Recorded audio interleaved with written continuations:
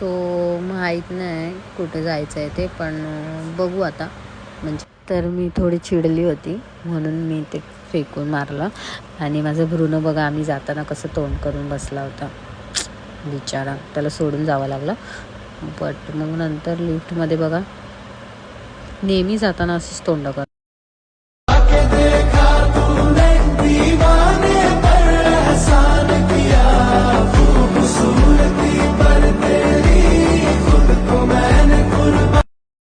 आणि ही बघा आमची छोटीशी परी, शी आमची वाट बघत होती मासी कधी येणार. आणि मग आम्ही हे मागवलं. सर्दी झाली आहे, माझा एवढा आवाज बसला आहे तरी आम्ही कॉफी आणि गुवी खायसाठी गेलो होतो.